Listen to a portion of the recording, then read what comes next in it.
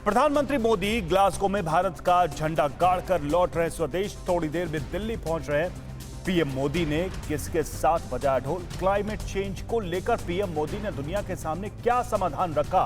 और Israeli PM Naftali Bennett ने PM Modi को क्यों दिया अपने देश में पार्टी ज्वाइन करने का न्योता? ग्लासगो में जलवायु परिवर्तन सम्मेलन से जुड़ी सभी खबरों के लिए देखते हैं टॉप 9 ग्लासगो में मोदी। प्रधानमंत्री मोदी देर रात को स्कॉटलैंड के ग्लासगो से स्वदेश के लिए रवाना हो गई। अब से कुछ देर बाद वो दिल्ली पहुंच रहे हैं। अपने 2 दिन की यात्रा के दौरान पीएम मोदी ने COP 26 जलवायु सम्मेलन में हिस्सा लिया और क्लाइमेट चेंज पर अपने विचार पूरी दुनिया के सामने रखे। इससे पहले पीएम ने इटली की राजधानी रोम में G20 शिखर सम्मेलन में भाग लिया।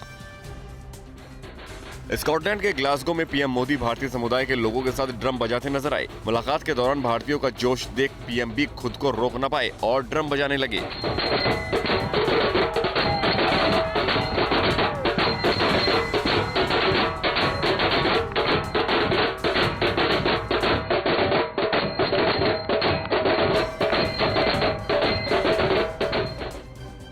ग्लासगो से रवाना होने से पहले पीएम मोदी ने वहां रह रहे भारतीय समुदाय के लोगों से मुलाकात की। मुलाकात के दौरान पीएम और लोगों में काफी गर्मजोशी दिखी। ग्लासगो में पीएम मोदी से मिलने पहुंचे लोग भारतीय परिधान में और ढोल नगाड़ों के साथ नजर आए। पीएम मोदी से मिलने के लिए वहां रह रहे भारतीय अपने साथ कुछ बच्चों को लेकर आए। पीएम मोदी ने बच्चों को भी अपना प्यार और आशीर्वाद दिया। एक बच्ची को पीएम ने अपनी गोद में लेकर आशीर्वाद दिया। यही नहीं, कुछ बच्चों ने पीएम मोदी से अपने हाथ पर ऑटोग्राफ भी लिया। पीएम मोदी ने ग्लासगो में अपने संबोधन में कहा है कि मनुष्य ने प्राकृतिक संतुलन को नुकसान पहुंचाया है, लेकिन मानवता को बचाने के लिए हमें सूर्य के साथ चलना होगा। पीएम के मुताबिक सौर ऊर्जा पूरी तरह से स्वच्छ और टिकाऊ है, लेकिन ये सिर्फ दिन में और मौसम पर निर्भर करती है। पीएम ने वन सन, वन वर्ल्ड और वन ग्रिड को समस्या का समाधान बताते हुए इसे दुनिया के लिए जरूरी बताया। स्कॉटलैंड के ग्लासगो शिखर सम्मेलन में मंगलवार को पीएम मोदी ने भारत का जलवायु एजेंडा पेश किया। जलवायु परिवर्तन को दुनिया के लिए बड़ा खतरा बताते हुए पीएम मोदी ने भारत में उठाए गए जरूरी कदमों की जानकारी दी। पीएम ने ग्लासगो में नेपाल, यूक्रेन समेत कई देशों के राष्ट्राध्यक्षों से भी मुलाकात की। स्कॉटलैंड के ग्लासगो में इजरायल के प्रधानमंत्री नफ्ताली बेनेट और पीएम मोदी के बीच हुई बैठक के दौरान बेनेट ने पीएम से हाथ मिलाते हुए कहा कि आप इजरायल में सबसे मशहूर व्यक्ति हैं, आइए और मेरी पार्टी में शामिल हो जाइए। पीएम मोदी ने इसका जवाब देते हुए उन्हें धन्यवाद कहा।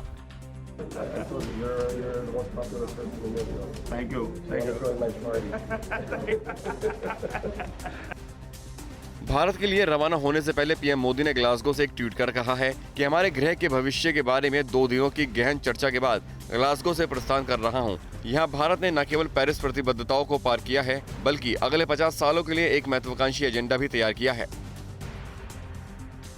इजरायल के प्रधानमंत्री नफ्ताली बेनेट अगले साल जनवरी में भारत दौरे पर आ सकते हैं। बेनेट गणतंत्र दिवस परेड के मुख्य अतिथि हो सकते हैं। पीएम मोदी ने भारत इजरायल कूटनीतिक संबंध के 3 साल पूरे होने के मौके पर नफ्ताली को भारत आने का न्योता दिया है। दोनों देशों के बीच 29 जनवरी 1972 को डिप्लोमेटिक रिलेशन शुरू हुए थे।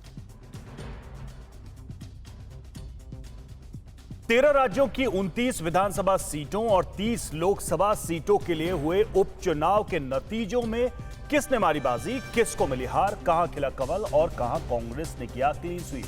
राजनीति से जुड़ी खबरों के लिए देखिए टॉप 9 सियासी संग्राम।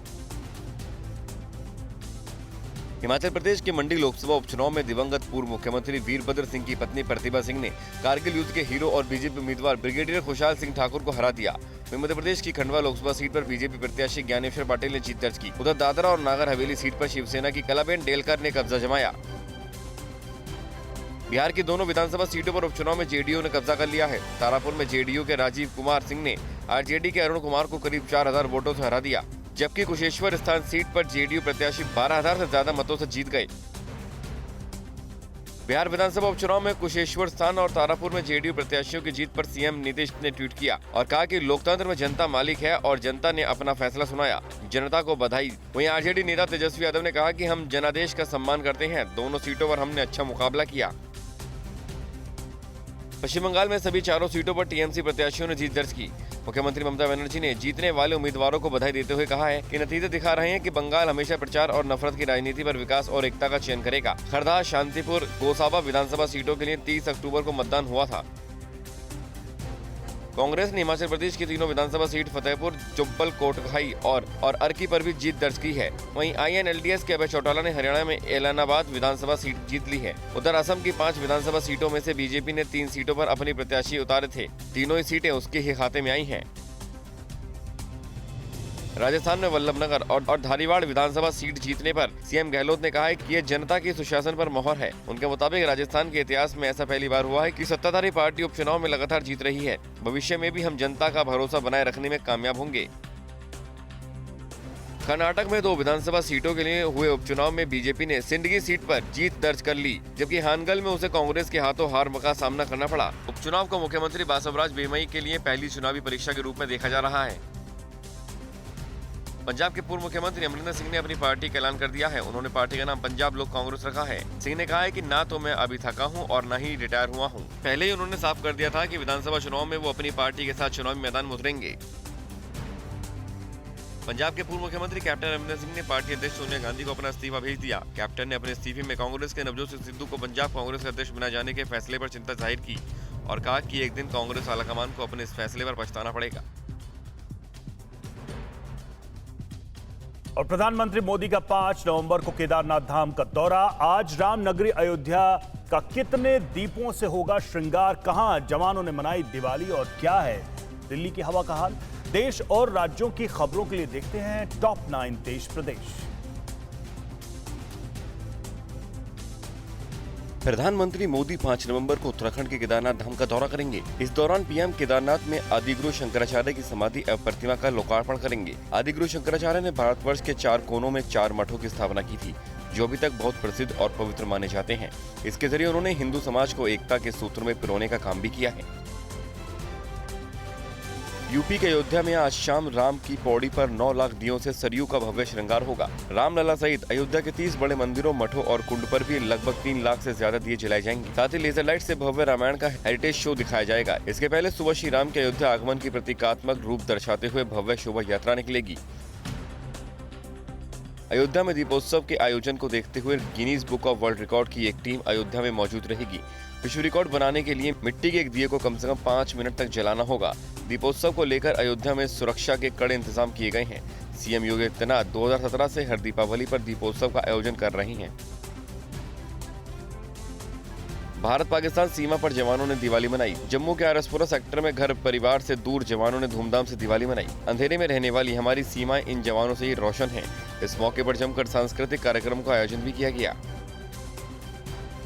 भारत पाकिस्तान सीमा पर जवानों ने दिवाली मनाई। जम्मू के आरसपुरा सेक्टर में घर परिवार से दूर जवानों ने धूमधाम से दिवाली मनाई। अंधेरे में रहने वाली हमारी सीमाएं इन जवानों से ही रोशन हैं। इस मौके पर जमकर सांस्कृतिक कार्यक्रम का आयोजन भी किया गया। कोरोना के संभावित तीसरी लहर और वैक्सीनेशन की धीमी रफ्तार को देखते हुए प्रधानमंत्री मोदी आज ग्लासगो से पहुंचकर बड़ी बैठक करेंगे। बैठक में कई राज्यों के मुख्यमंत्रियों के अलावा उन 40 जिलों के डीएम शामिल होंगे जिन जिलों में वैक्सीन की फर्स्ट डोज देने का आंकड़ा 50% से भी कम रहा है। दिल्ली के सदर बाजार इलाके में करीब 880 किलोग्राम पटाखे जब्त किए गए। जिलाधिकारी आकृति सागर के मुताबिक 15 टीम गठित की गई थी, जिन्होंने कई जगहों पर जांच की। इस दौरान सदर बाजार में एक शख्स को भी हिरासत में लिया गया है। प्राथमिक जांच के मुताबिक पटाखों को यूपी से लाया गया था। दिवाली से पहले ही दिल्ली एनसीआर की हवा में जहर घुल रहा है। मौसम विज्ञान विभाग ने कहा है कि अगले कुछ दिनों में दिल्ली की हवा का AQI 300 के आसपास रहेगा, जो बहुत खराब माना जाता है। प्रदूषण को लेकर दिल्ली सरकार आज दोपहर 1 बजे आंकड़े भी जारी करेगी। बिहार के मुजफ्फरपुर में बाइक सवार बदमाशों ने सरेआम एक व्यापारी को गोली मार दी। स्थानीय लोगों ने उसे इलाज के लिए अस्पताल में भर्ती कराया है, जहां डॉक्टर ने उसे मृत घोषित कर दिया। बदमाश वारदात को अंजाम देने के बाद हथियार लहराते हुए फरार हो गए। पुलिस आरोपियों की तलाश में जुटी है। और अफगानिस्तान के मुद्दे पर कई देशों के राष्ट्रीय सुरक्षा सलाहकारों की दिल्ली में होने वाली बैठक में शामिल होने से पाकिस्तान ने क्यों किया इनकार? काबुल में हुए आत्मघाती धमाके में कितने लोग मारे गए और चीन ने अपने नागरिकों को जरूरी सामानों का स्टॉक करने के लिए क्यों दिया है आदेश? पड़ोसी मुल्कों की साजिशों से जुड़ी तमाम बड़ी खबरों के लिए देखते हैं टॉप 9 दुश्मन चीन पाक। अफगानिस्तान पर भारत में 10 नवंबर को होने वाली कई देशों के राष्ट्रीय सुरक्षा सलाहकारों की बैठक में पाकिस्तान ने शामिल होने से इनकार कर दिया है। पाकिस्तानी एनएसएम मोइज यूसुफ ने भारत को लेकर कहा है कि बिगाड़ने वाले शांतिदूत की भूमिका नहीं निभा सकता। पाकिस्तान ने ये पैंतरा अपनी पोल खुलने के डर की वजह से चला है। इस बैठक में चीन, रूस और ईरान के साथ कई और देश शामिल होंगे। अफगानिस्तान की राजधानी काबुल कल एक बार फिर धमाकों से दहल गया। यह आत्मघाती धमाका सरदार दाऊद खान सैयद अस्पताल के सामने हुआ। इस धमाके में 19 लोगों की मौत हो गई है। कहा जा रहा है कि इस धमाके के पीछे आतंकी संगठन आईएसआईएस के हाथ हो सकते हैं। हाल के दिनों में आईएसआईएस कई ऐसे धमाकों को अंजाम दे चुका है। तालिबान ने कहा है कि वो जल्द आईएस पर काबू पा लेगा। जम्मू कश्मीर में आतंकियों के सफाई के लिए नई सुरक्षा एजेंसी बनाई गई है। स्टेट इन्वेस्टिगेटिंग एजेंसी यानी एसआईए के नाम से बनी इस नई एजेंसी का गठन आतंकवाद से जुड़े मामलों की तेज जांच और केंद्रीय एजेंसियों और राज्य पुलिस के साथ तालमेल बिठाने के लिए किया गया है। एसआईए को खासकर आतंकवाद के लिए फंडिंग और दुष्प्रचार जैसे मामले को सौंपा जाएगा। उल्टा चोर कोतवाल को डांटे, चीन पर यह कहावत बिल्कुल फिट बैठती है। दुनिया भर में साइबर हैकिंग के आरोपों से घिरे चीन ने आरोप लगाया कि पिछले 2 सालों में भारत से हैकिंग के मामले बढ़े हैं। चीनी टेक दिग्गज 360 सिक्योरिटी टेक्नोलॉजी ने दावा किया है कि चीनी कंपनी का कहना है कि पिछले 2 सालों में भारतीय हैकर्स ने चीन के कई क्षेत्रों के 7 अहम व्यक्तियों पर साइबर हमले किए हैं। चीन में कोरोना के फिर तेजी से पैर पसारने लगे हैं। चीनी सरकार ने लोगों से रोजाना इस्तेमाल में आने वाली आवश्यक उत्पादों का स्टॉक करने के लिए आदेश दे दिए हैं। चीनी सरकार के इस नए आदेश से वहां के लोगों में अफरा तफरी मच गई। हालांकि सरकार इसके पीछे भारी बारिश से सब्जियों और दूसरे फसलों को नुकसान होने की वजह बता रही है। आम लोगों को खाने पीने के साथ रोजाना के जरूरी सामानों का स्टॉक करने के चीन की सरकार के आदेश के बाद लोग खरीदारी में लग गए। लोगों के बीच जिनपिंग सरकार के इस आदेश को लेकर कई तरह की आशंकाएं हैं। आम लोग कयास लगा रहे हैं कि कहीं चीन का ताइवान के साथ युद्ध तो नहीं होने वाला। दूसरा कयास ये है कि क्या कोरोना मामले बढ़ने की वजह से और शहरों में भी लॉकडाउन तो नहीं लगने वाला।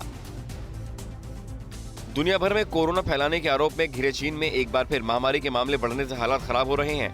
इस बीच चीन ने कोरोना महामारी के लिए दूसरे देशों को जिम्मेदार ठहराना शुरू कर दिया है। चीन ने अपने रिसर्चर्स के हवाले से ये कहा है कि ब्राजील के बीफ, सऊदी अरब के झींगे और अमेरिका के मेन लॉबस्टर की वजह से कोरोना फैल रहा है।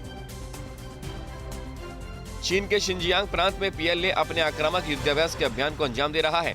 4000 मीटर से ज्यादा की ऊंचाई पर चीनी सेना ने युद्धाभ्यास किया। इस दौरान चीनी सैनिक बख्तरबंद गाड़ियों से टारगेट पर निशाना साधते दिखे। चीन इस युद्धाभ्यास के लिए पिछले 6 महीने से तैयारी कर रहा है। पहाड़ी इलाकों में युद्धाभ्यास के पीछे चीन की भारत के खिलाफ कोई साजिश भी हो सकती है। पाकिस्तान के पंजाब प्रांत की सरकार ने प्रतिबंधित आतंकी संगठन तहरीक-ए-लब्बैक के जेल में बंद 800 समर्थकों को रिहा कर दिया है। सरकार ने टीएलपी के साथ रविवार को हुए समझौते के बाद उनके समर्थकों को रिहा करने का फैसला किया है।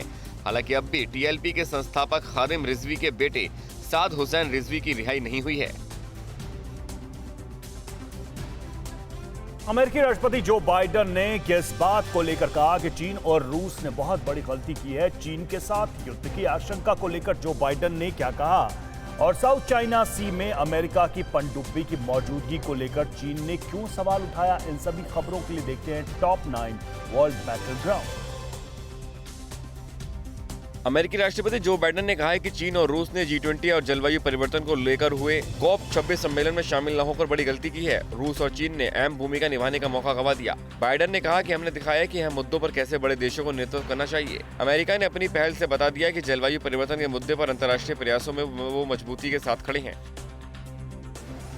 चीन के साथ तनातनी के बीच अमेरिकी राष्ट्रपति जो बाइडेन ने कहा है कि अगर चीन के साथ युद्ध जैसे हालात बनते हैं तो वो इसकी परवाह नहीं करते।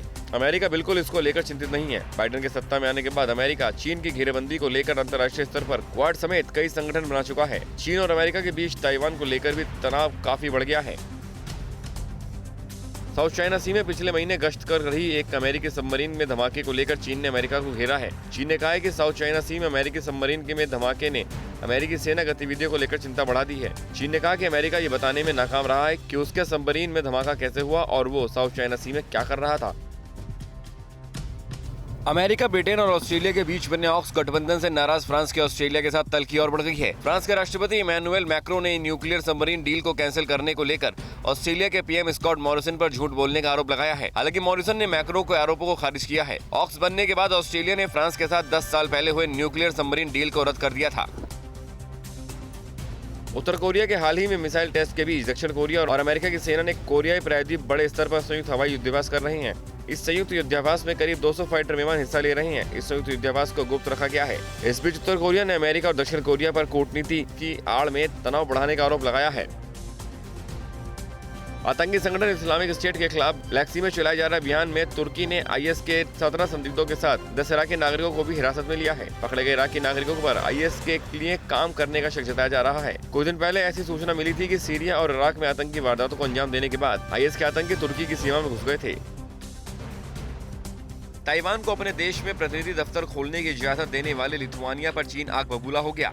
चीन ने कहा कि इससे लिथुआनिया और यूरोपीय देशों के संबंध उसके साथ खराब हो सकते हैं। चीन ने 2 महीने पहले कहा था कि लिथुआनिया बीजिंग में अपने राजदूत को वापस बुला ले। ताइवान पर चीन अपना दावा करता है और उसे मंजूर नहीं है कि दुनिया ताइवान को देश के तौर पर मान्यता दे। चीन मिसाइल साइलो को तेजी से विकसित करने में जुटा है। अमेरिका न्यूज चैनल CNN ने सैटेलाइट इमेज के जरिए दावा किया है। चीन 3 मिसाइल साइलो का निर्माण कर रहा है। मिसाइल साइलो उस फील्ड को कहते हैं जहां से मिसाइल को टारगेट की ओर लॉन्च किया जा सकता है। इस मिसाइल फील्ड के जरिए चीन लंबी दूरी के न्यूक्लियर मिसाइल को लॉन्च किया जा सकता है। चीन के इस प्रोग्राम ने अमेरिका की चिंता बढ़ा दी है। ईरान के ब्लैक शैडो हैकर्स ग्रुप ने इजराइल के करीब 3 लाख लोगों का मेडिकल रिकॉर्ड लीक कर दिया। हैकर ने हैक किए गए मेडिकल रिकॉर्ड को एक सोशल मीडिया ऐप पर अपलोड भी कर दिया। हैक किए गए लोगों के मेडिकल रिपोर्ट्स में उनका वैक्सीनेशन डिटेल भी है। हैकर्स ने रिपोर्ट्स नहीं लीक करने के एवज में $1 मिलियन की फिरौती मांगी थी, लेकिन हैकर्स की ये मांग नहीं मानी गई। और T20 वर्ल्ड कप में आज भारत का अफगानिस्तान के साथ मुकाबला है। बहुत बड़ा मुकाबला है। बहुत बड़ा मुकाबला इसलिए कहा जा रहा है क्योंकि सेमीफाइनल की रेस में बने रहने के लिए अफगानिस्तान को बहुत बड़े अंतर से हराना होगा। टीम इंडिया के मेंटोर धोनी ने आज के मुकाबले के लिए कप्तान कोहली को जीत का कौन सा मंत्र दिया है। आज न्यूजीलैंड का स्कॉटलैंड से भी मुकाबला है। इस मैच पर भी भारत की नजर रहेगी। T20 वर्ल्ड कप से जुड़ी खबरों के लिए देखते हैं top 9 T20 world cup. T20 world cup में भारत का आज अफगानिस्तान से बड़ा मुकाबला है। सेमीफाइनल की रेस में बने रहने के लिए भारत को आज अफगानिस्तान को बड़े अंतर से हराना की चुनौती है। ये मुकाबला अबू धाबी में शाम 7:30 बजे से खेला जाएगा। अफगानिस्तान की टीम अभी तक 3 मैचों में 2 मैच जीतकर 4 अंक हासिल कर चुकी है और वो ग्रुप 2 में पाकिस्तान के बाद दूसरे नंबर पर है। इस लिहाज से अफगानिस्तान को हल्के में नहीं लिया जा सकता है। लगातार 2 मैच हारने के बाद टीम इंडिया के लिए सेमीफाइनल की राह काफी मुश्किल हो गई है। सेमीफाइनल में पहुंचने के लिए टीम इंडिया को पहले आज होने वाले अफगानिस्तान के खिलाफ मैच के साथ ही बाकी दोनों मैच भी बड़े अंतर से जीतने होंगे, जिससे रन रेट भी बेहतर रहे। 3 जीत के साथ भारत के 6 अंक हो जाएंगे। इसके अलावा ये भी दुआ करनी होगी कि न्यूजीलैंड को अफगानिस्तान हरा दे। अफगानिस्तान के खिलाफ अहम मुकाबले से पहले टीम इंडिया के कप्तान विराट कोहली, मेंटोर महेंद्र सिंह धोनी कल काफी देर तक नेट सेशन के दौरान बात करते दिखे। दोनों के बीच आज के मुकाबले में टीम की रणनीति को लेकर गंभीर मंथन हुआ। इससे पहले कोहली, धोनी और टीम के कोच रवि शास्त्री के बीच भी काफी देर तक बातचीत हुई। टीम इंडिया को अब किसी भी हाल में बाकी बचे मैचों में बड़ी जीत हासिल करनी होगी। आज अफगानिस्तान के खिलाफ अहम मुकाबले के लिए टीम इंडिया के प्लेइंग 11 में कुछ बदलाव देखने को मिल सकते हैं। न्यूजीलैंड के खिलाफ ईशान किशन को मौका मिला था। आज ईशान की जगह सूर्य कुमार यादव को आजमाया जा सकता है। इसके अलावा स्पिनर वरुण चक्रवर्ती की जगह आज R अश्विन को मौका मिल सकता है। चर्चा ये भी है कि एक बार फिर शार्दुल की जगह भुवनेश्वर की वापसी हो सकती है। T20 वर्ल्ड कप में कल खेले गए मुकाबले में पाकिस्तान ने नामीबिया को 45 रनों से हरा दिया। पाकिस्तान की लगातार चौथी जीत है। इस जीत के साथ ही पाकिस्तान ग्रुप 2 में सेमीफाइनल में अपनी जगह पक्की कर चुका है। पाकिस्तान ने नामीबिया को जीत के लिए 190 रन का लक्ष्य दिया था। नामीबिया ने पाकिस्तान को अच्छी टक्कर दी, हालांकि वो 5 विकेट गंवाकर 144 रन ही बना सकी। T20 वर्ल्ड कप के सेमीफाइनल में पहुंचने के बाद पाकिस्तान टीम के खिलाड़ी जश्न मना रहे हैं। अबू धाबी की सड़कों पर शाहीन अफरीदी के साथ निकले हसन अली फुटपाथ पर ड्रम बजा रहे शख्स की धुन पर थिरकने लगे।